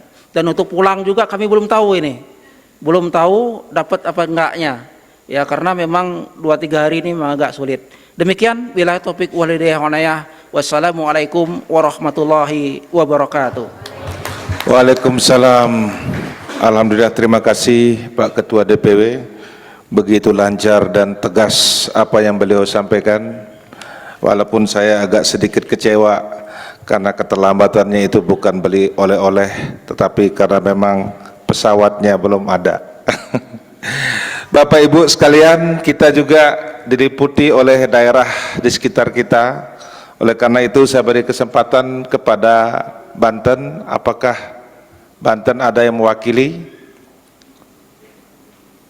Katanya dari Pandeglang kemarin ada. Silakan.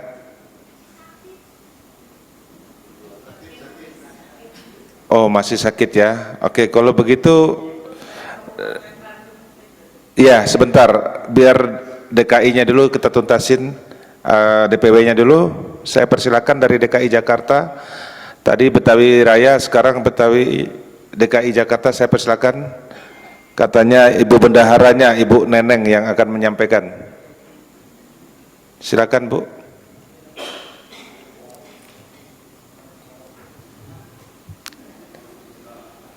Ini yang baca Pancasila kemarin ya. Silakan Bu, harus semangat. Beri tepuk tangan dulu buat Ibu Neneng.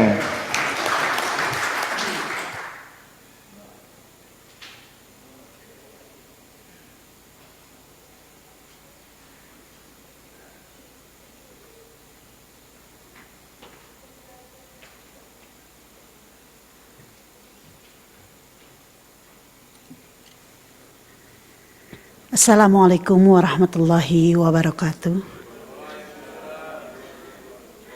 Puji syukur kita panjatkan kehadirat Allah Subhanahu wa Ta'ala, Tuhan yang Maha Kuasa, yang atas perkenannya kita bisa berkumpul bersama, bersilaturahmi bersama dalam acara Rakernas Lemtari. Saya tidak bisa berpanjang lebar berkata-kata. Lemtari DKI Jakarta sebenarnya sudah lama berdiri, namun kendalanya yaitu karena di DKI Jakarta sendiri banyak sekali adat dan budaya yang masuk di DKI Jakarta. Oleh karena itu kami sebagai Lemtari DKI Jakarta harus bisa memilah dan memilih mana yang asli adat istiadat DKI Jakarta dan mana yang tambahan dari adat daerah lain. Karena DKI Jakarta merupakan suatu ibu kota, sehingga kita harus bisa memadukan antara adat istiadat asli dengan adat istiadat tambahan. Oleh karena itu, maka dibentuk kembali yang namanya Lemtari Raya. Dengan harapan tentunya kita bisa bersinergi, kita bisa bekerja sama agar adat istiadat di DKI Jakarta itu bisa dibentuk dan didirikan, sehingga kita bisa mempunyai lembaga adat yang kuat di DKI Jakarta. Demikian, terima kasih. Wassalamualaikum warahmatullahi wabarakatuh. Beri tepuk tangan sekali lagi, Bapak Ibu. Untuk selanjutnya, Bapak Ibu, barangkali ada yang belum saya panggil, tetapi ada di tengah-tengah kita. Dari wilayah mana, Pak? Sulawesi Selatan. Mohon maaf, Pak, saya barangkali salah. Saya persilakan Bapak untuk maju ke depan.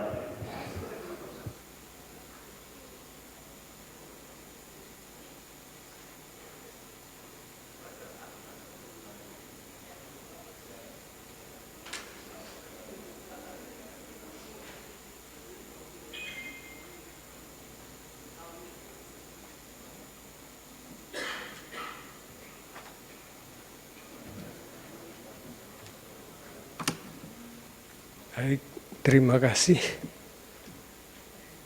Pimpinan sidang, Ketua Pelaksana Harian, Lemtari dan Sekjen, serta Bapak-bapak dan Ibu-ibu yang saya hormati. Assalamualaikum warahmatullahi wabarakatuh. Saya memberanikan diri juga minta menyampaikan cerita tentang DPW Sulawesi Selatan.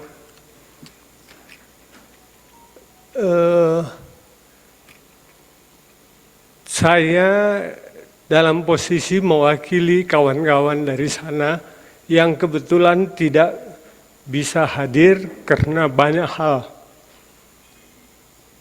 Jadi dari catatan yang saya diberikan, DPW Lemtari, DPW Sulawesi Selatan dirintis sejak tahun 2017 oleh salah seorang aktivis Lemtari dari pusat yang bernama Andi Helmi, waktu itu Ketua KKSS di Bekasi, almarhum. Setelah diadakan kegiatan berkumpul, akhirnya DPW Sulawesi Selatan terbentuk pada tahun 2018 lewat pertemuan di Museum Kota Makassar yang sempat dihadiri dari perwakilan 24 kabupaten. Waktu itu mereka sempat menyusun dengan ketuanya Profesor Saifuddin Bahrum dan beberapa anggota dan beberapa kawan-kawan dalam struktur yang sudah disiapkan. Sambil menunggu pengukuhan, ternyata Profesor Saifuddin juga sudah almarhum tahun 2020. Kondisi inilah yang menyulitkan kawan-kawan, ditambah situasi pandemi, sehingga setiap ada acara Lemtari di Jakarta, mereka minta bantuan saya yang kebetulan saya domisili di Jakarta. Jadi situasi ini yang membuat keadaan seperti yang disampaikan oleh Pak Freddy tadi, bahwa keadaan Sulawesi Selatan barangkali perlu diperhatikan. Kemudian satu yang saya menambah semangat saya hadir di tempat ini adalah adanya janji dari beberapa kawan-kawan yang sempat namanya masuk dalam kepengurusan yang sudah ditetapkan, walaupun belum sempat dikukuhkan. Mereka berniat akan mencoba berkumpul setelah selesai Lebaran. Jadi saya harapkan barangkali kalau secara organisasi apa yang tadinya sudah ada, apakah itu masih berhak atau perlu diperbaharui mandat atau bagaimana, ya barangkali perlu dikomunikasikan lebih intensif oleh pengurus pusat dengan kawan-kawan di sana. Selain itu, saya mencoba menyampaikan pandangan terhadap Lemtari, khusus Sulawesi Selatan, yang barangkali bisa jadi pegangan untuk DPP untuk menentukan sikap bagaimana selanjutnya. Bahwa yang saya sebutkan tadi bahwa 2017 mulai dirintis, ternyata di Sulawesi Selatan itu sudah lebih dulu aktivitas organisasi-organisasi kerajaan di sana. Jadi hampir semuanya lebih aktif di organisasi kerajaan. Dan satu hal yang membuat juga ragu-ragu kawan-kawan, kalau memang Lemtari ini hanya mengurus adat, tapi tidak katakanlah putus hubungan dengan kerajaan. Jadi saya pikir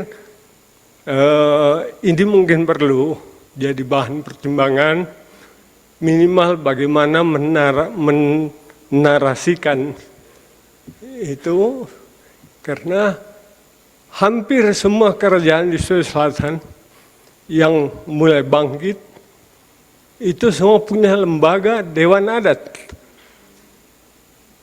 dan hampir semua pelaksanaan kerajaan-kerajaan itu oleh Dewan Adat ini.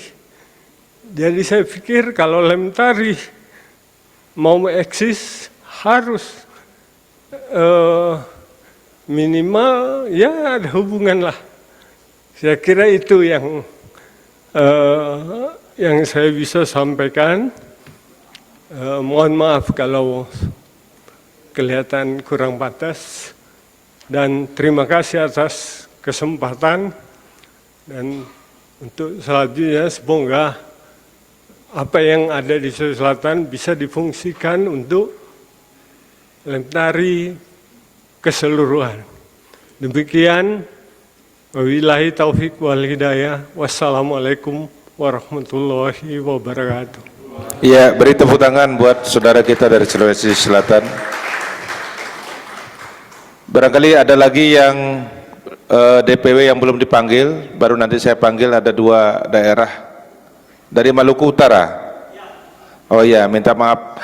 Tadi juga Bapak Ibu, saya pikir tadi Bapak suaranya pedih dan menangis, rupanya tidak sedih ya. Memang karena usia barangkali dan fisiknya. Mohon maaf. Maluku Utara saya sampai terlupakan, silakan Adinda.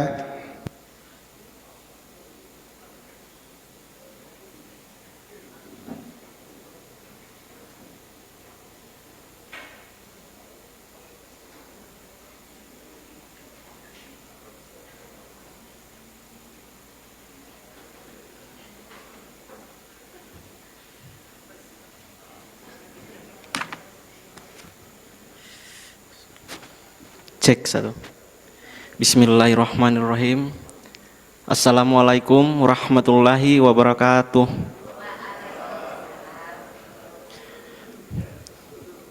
Yang saya hormati Ketua Harian DPP Lemtari dan para orang tua saya semua yang ada di sini, karena mungkin saya yang paling muda di sini.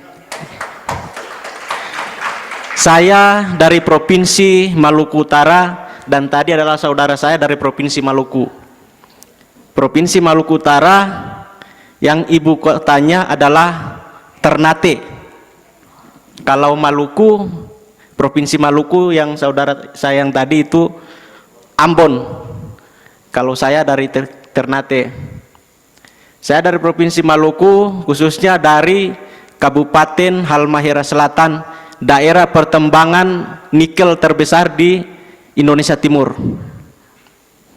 Perlu saya sampaikan, saya sangat bangga hadir di forum ini, forum yang kemudian mengcover hukum adat di seluruh Indonesia ini. Saya sangat berharap dengan adanya Lemtari ini, saya bisa pulang dan bisa membangkitkan hukum adat yang kemudian berada di daerah saya.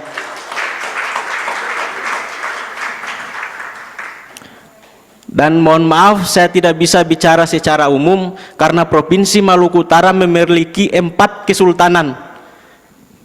Dan masing-masing 4 kesultanan itu memiliki hukum adatnya masing-masing.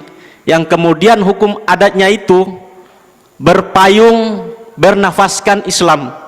Semua hukum adat yang berada di Provinsi Maluku Utara itu berpayung hukum sesuai dengan agama Islam.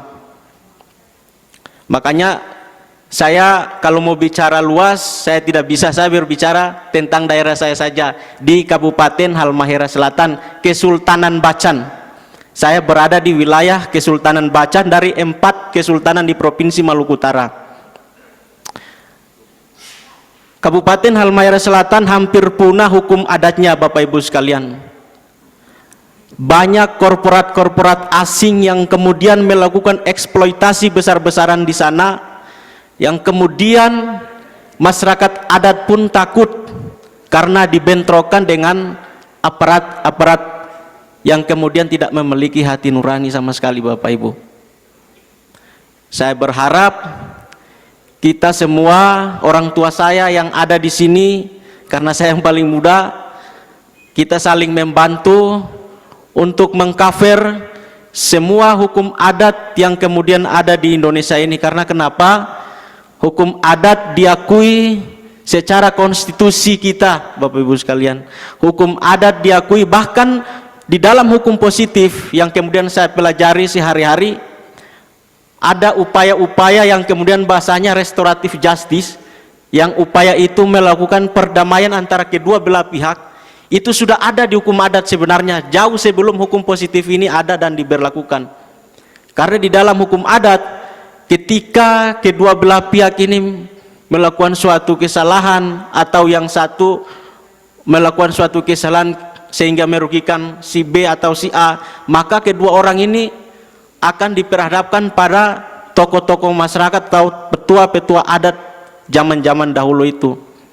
Sehingga yang saya dapatkan di hukum positif, banyak berasumsi pada hukum adat yang sudah berlaku pada sebelum jauh berlakunya hukum positif itu. Yang kemudian kita kenal adalah hukum yang kita anut adalah Eropa kontinental hari ini, yang kita berasumsi pada hukum yang kemudian diterapkan oleh kaum komponi yang kemudian pernah menjajah negara kesatuan Republik Indonesia.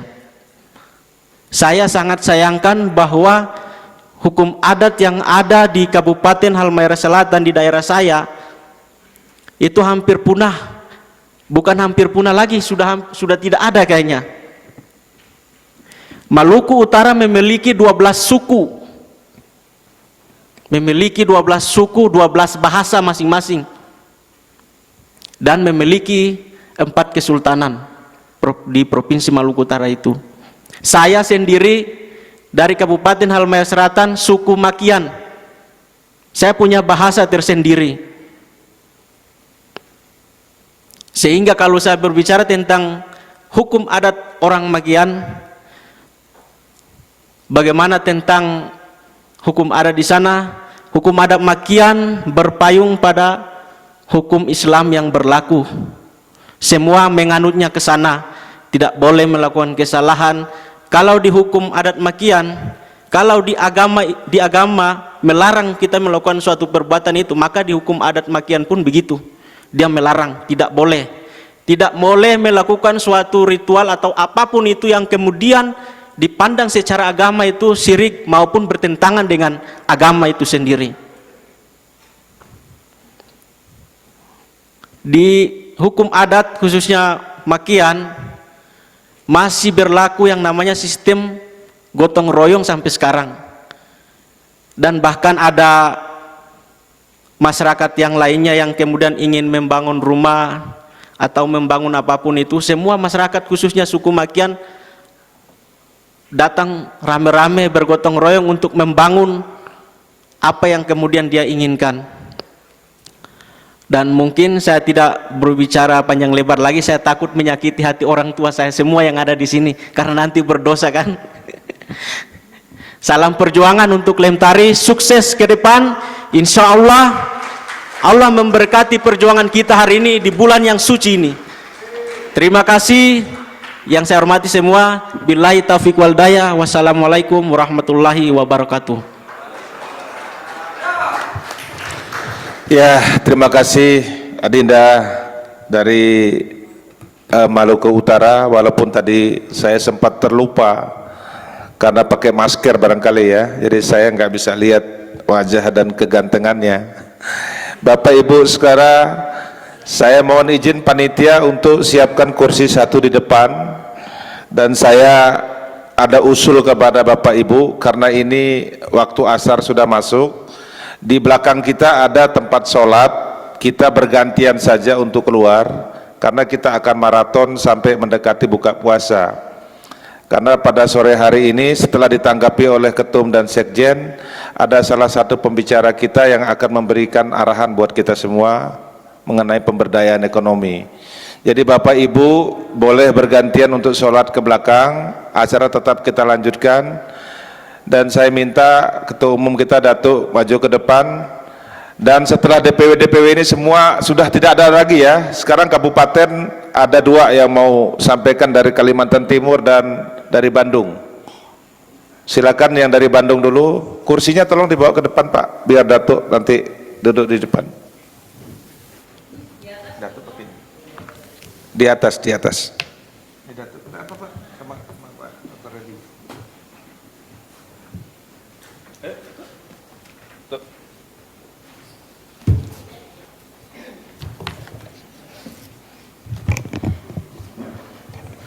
Teman-teman, kita maraton sampai dengan sore hari ini ya. Saya persilakan, nanti akan dijawab langsung oleh Datuk dan Pak Sekjen. Silakan waktunya Bu. Perkenalkan diri dan juga namanya Bu ya, dari daerah mana. Terima kasih. Yang terhormat Bapak Ketua DPP Lemtari, Bapak Suhaili Hussein Datuk Mudo, Bapak Sekjen, Bapak Bendahara, Bapak-bapak dan ibu-ibu peserta Mukernas Lemtari se-Indonesia. Assalamualaikum warahmatullahi wabarakatuh. Sampurasun. Mungkin buat bapak-bapak dan ibu-ibu yang dari luar daerah agak bingung, apa sih itu Sampurasun dan kenapa harus dijawab Rampes? Sampurasun itu adalah adat kami dari daerah Sunda, yaitu bila kami memulai berpidato atau memulai acara, kami mengucapkan Sampurasun, itu adalah permohonan maaf. Permohonan maaf artinya itu permohonan maaf bahwa apabila dalam kami berbicara atau menyampaikan sesuatu itu ada kesalahan. Jadi sebelum apa-apa kami sudah mengatakan mohon maaf. Kemudian kenapa dijawab Rampes? Rampes itu adalah artinya iya kami maafkan. Jadi Sampurasun itu adalah permohonan maaf dari orang yang akan berbicara, dan Rampes itu adalah jawaban dari audiens yang artinya adalah kami maafkan. Bapak dan Ibu yang kami banggakan, saya ingin menyampaikan bahwa Kabupaten Bandung itu luas wilayahnya adalah 1.762 km. Terdiri dari 31 kecamatan dan lebih dari 3.800.000 penduduk. Dengan luas wilayah maka diperkirakan 1 meter persegi lahan di Kabupaten Bandung itu ditempati oleh 2 atau 3 orang. Kebayang bagaimana padatnya Kabupaten Bandung. Dalam adat istiadat masyarakat Sunda itu mereka mengenal dua istilah, dua yang disebut Sunda Buhun dan Sunda Wiwitan. Sunda Buhun itu adalah ajaran kuno para leluhur Sunda yang sudah ada jauh sebelum agama-agama dari daratan Asia masuk ke Nusantara. Ajaran Buhun sendiri, ada ajaran Buhun murni itu terdiri dari pikuku-pikuku atau ketetapan-ketetapan yang disampaikan secara turun-temurun dari generasi ke generasi berikutnya. Kemudian ada juga yang disebut dengan Sunda Wiwitan. Sunda Wiwitan adalah adat dan ajaran dengan unsur monoteisme. Jadi mengaku bahwa Tuhan itu hanya ada satu. Ya, kalau Sunda Buhun itu mereka menganggap bahwa Tuhan mereka itu adalah ajaran dinamisme dan animisme.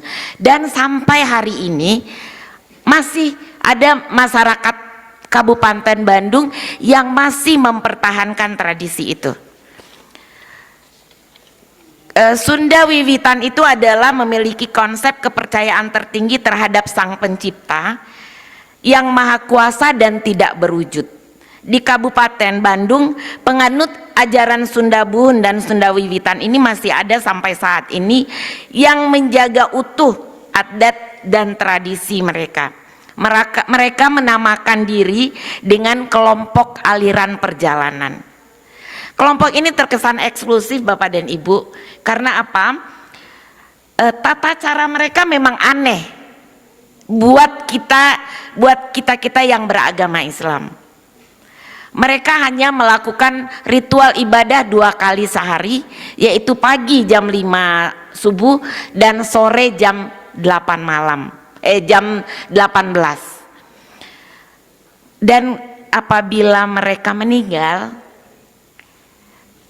adat mereka adalah mereka menggunakan kain kafan tetapi berwarna hitam, bukan berwarna putih, sehingga mungkin ada kesenjangan komunikasi bahwa kita yang mayoritas beragama Islam di sekitar sana menganggap itu adalah suatu hal yang bertentangan dengan keyakinan, sementara mereka menganggap bahwa itu adalah adat dan tradisi yang harus mereka pertahankan. Jadi mudah-mudahan lewat lem tari nanti kesenjangan ini bisa kita jembatani, Pak. Bagaimana kita menginformasikan atau kita mendapatkan informasi dari mereka akan adat istiadat yang mereka miliki. Kemudian Kabupaten Bandung sendiri memiliki waktu tinggal 5 menit, Bu. Memiliki tradisi yaitu sabi lulungan.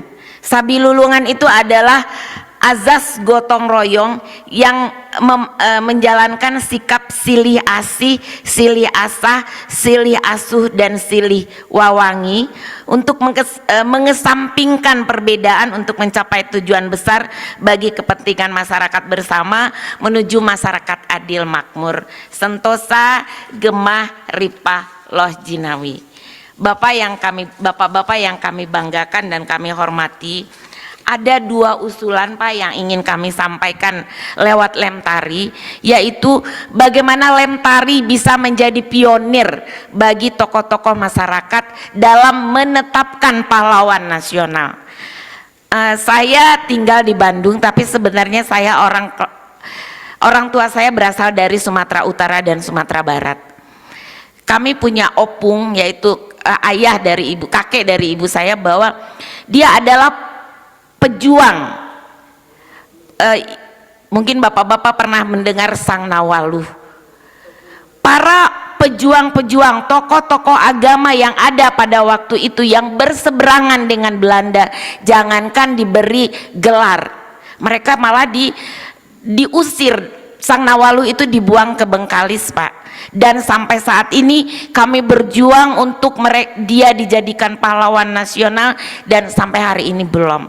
Daripada tokoh-tokoh adat yang sentral dan melawan Belanda itu tidak mendapatkan pengakuan, malah dibuang dari tanah air mereka.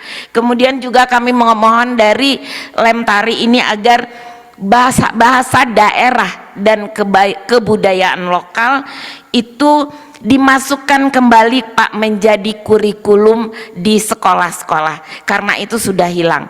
Di Bandung kita punya tulisan Hana Caraka Data Sawala, dulu saya belajar itu, tapi sekarang anak-anak kami tidak mengenal lagi tulisan-tulisan itu. Mudah-mudahan banyak hal-hal yang bisa kita usulkan kepada pemerintah untuk kita bisa melestarikan adat dan budaya bangsa kita.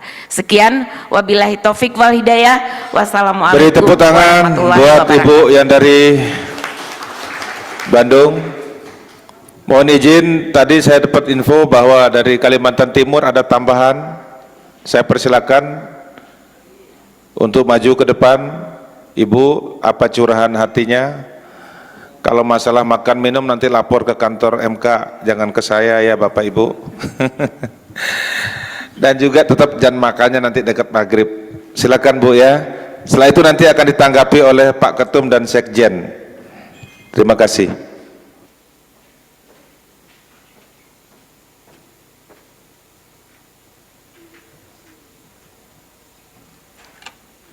Terima kasih Bapak Ketua Harian Lemtari, Bapak Moderator, dan Bapak narasumber. Selamat sore Bapak-Bapak dan Ibu-Ibu. Perkenalkan, saya Siska dari Kaltim. Sebetulnya saya ini nggak siap gitu Pak. Benar, ini kagetan. Jadi begini, tapi saya punya program. Karena IKN ini nantinya jadi ibu kota negara, kami punya persediaan untuk kantor Lemtari di ibu kota negara nantinya. Itu ada tanah 1,5 hektar yang kita prioritaskan untuk pembangunan kantor di sana. Yang kedua kita juga punya lahan di ibu kota negara, ibu kota provinsi Samarinda. Itu ada 100 hektar yang kita bisa gunakan juga untuk, saya ada dengar selentingan mau buat kampus, dan kita buat kampung Lemtari di sana. Mohon maaf, ini saya juga punya program dan kita sudah jalankan. Selama ini kita sudah merekrut ibu-ibu yang notabene-nya non-skill. Kita sudah berikan pelatihan buat mereka untuk menambah income keluarga, dan nanti kita bisa alihkan ke Lemtari. Baik, mungkin itu dulu, karena saya sebenarnya banyak yang harus diomong, cuma nggak siap. Ada program beberapa, nanti kita bisa sharing aja. Baik, terima kasih Bapak Ibu, selamat sore semuanya, salam sejahtera dan semangat. Terima kasih, beri tepuk tangan buat Ibu Siska. Alhamdulillah, mudah-mudahan apa yang disampaikan ini menjadi kenyataan ya. Tadi katanya ada tanah 1,5 hektar. Kalau bisa fotokopi sertifikatnya Bu, serahkan ke saya dulu, karena sebentar lagi mau lebaran. Dengan izin Sekjen dan Ketum, saya mau pinjam dulu, mau di sekolah dulu. Ya, ini bercanda sedikit ya Bu ya. Dan juga yang di Samarinda tadi ada 100 hektar. Mudah-mudahan jangan tanah sengketa. Takutnya dibawa ke kita, tahu-tahu bawa masalah Bu. Mudah-mudahan ya Bu ya. Alhamdulillah, itu niat yang baik. Kalau di agama kita, agama Islam, itu belum kita berbuat, kita baru niat saja sudah dicatat. Nah, dan sebaliknya ketika kita berniat yang jahat, kalau kita belum melakukan, itu belum dicatat, itu kelebihannya. Bapak Ibu sekalian, di tengah-tengah kita sudah ada Datuk Suheli Husin, Datuk Mudo, ini ketua harian kita, dan juga Bapak Sekjen. Mudah-mudahan bisa menjawab secara menyeluruh apa yang menjadi pertanyaan Bapak Ibu tadi. Dan Bapak Ibu, saya minta dengan hormat untuk tidak memaksakan kehendak harus terjawab semua, karena barangkali nanti kita sampai dengan setengah jam aja lah untuk menjawab ini. Nanti ada narasumber kita, Bapak Dr. Nur Hamim, ini lebih seru lagi, lebih ganteng lagi dari saya Pak. Idenya juga cemerlang, karena orang adat itu jangan hanya bicara adat aja, kita juga harus berbicara mengenai pemberdayaan ekonomi, bagaimana kita memberdayakan masyarakat adat kita yang ada di daerah-daerah. Oleh karena itu saya persilakan dan beri kesempatan kepada Datuk untuk Pak Sekjen dulu untuk memberikan jawaban secara umum apa yang menjadi pandangan-pandangan Bapak Ibu sekalian tadi. Saya persilakan kepada Pak Sekjen dulu.